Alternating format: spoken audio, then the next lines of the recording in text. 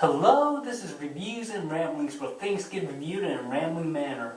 Today's movie is The Reader, the infamous 2008 Kate Winslet movie that got the Best Picture nomination, instead of The Dark Knight and/or WALL-E.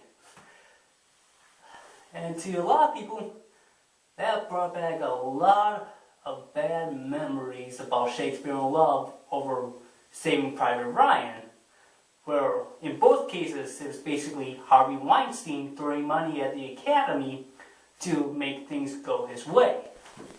But thankfully, The Reader didn't win, and of course that all led up to the whole 10 Best Picture nominees we have now.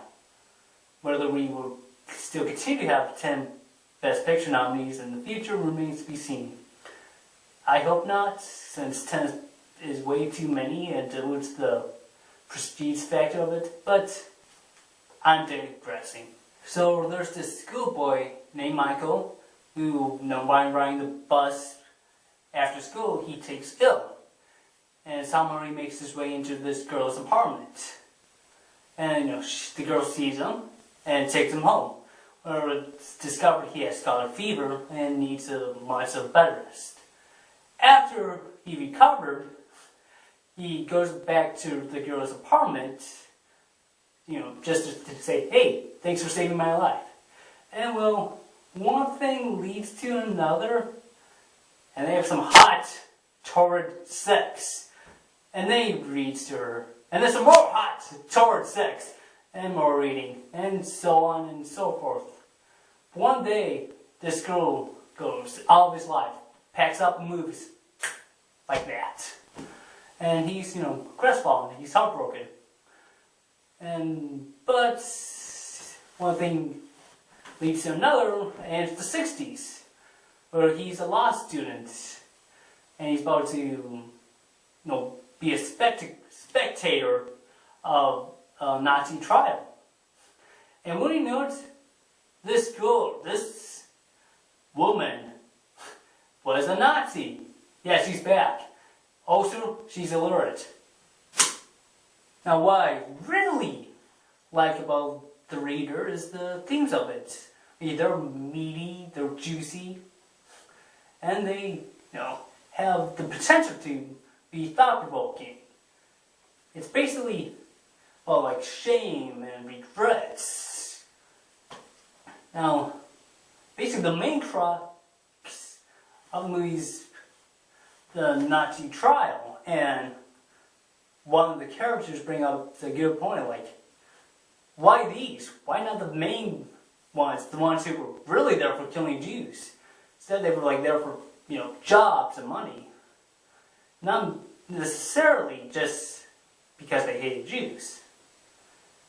And then when Michael finds out the woman's illiteracy, he realized, oh no, she can't be doing what she's charged for. Nope, which is not being a Nazi. It's for flat out murder. But that's not the point. The point is, he has this duty to find out should he help out his former lover, or should he help out a woman, his former lover, who turns out to be a Nazi? And it's a great moral dilemma.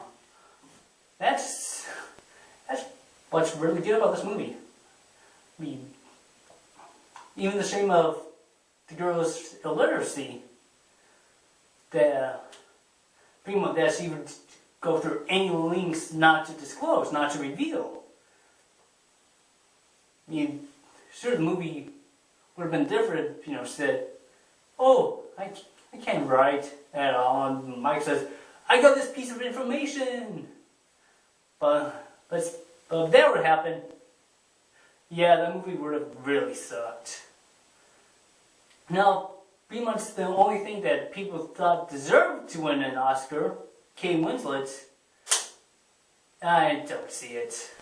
To me, her Oscar win is, one of those Lifetime Achievement Awards the Academy gives out pity.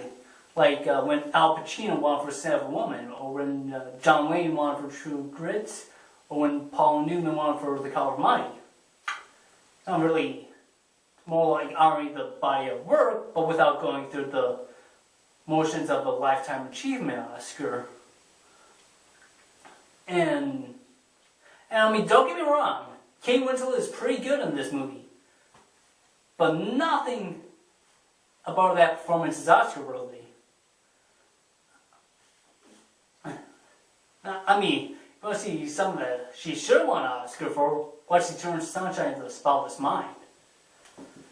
But the thing that really gets me is that, Kate Winslet is out winning awards, and David Cross, the boy who played Michael, is a lot better. He should be the one who is cleaning up,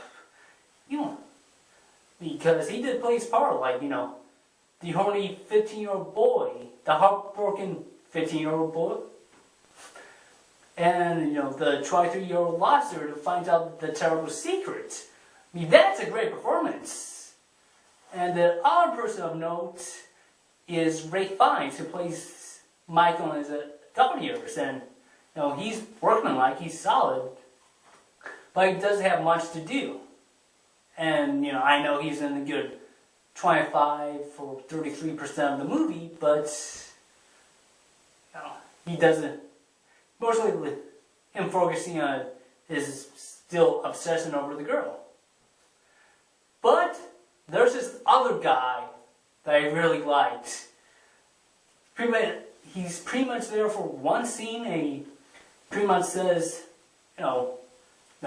why these girls are being charged. This is all a big diversion, blah, blah, blah. But he says it with such passion, such, sincerity that, I believe him, and I believe that he can be awesome about anything. I don't know his name, so I'm just going to call him Awesome McMonologue. Now, all in all, this is a fairly good movie. It's not a great one. It's not a Best Picture nominee by any means, but it's solid. The themes are meaty. The acting is good. The infamous love scenes are hot, even though the actual nudity is more fleeting than I thought.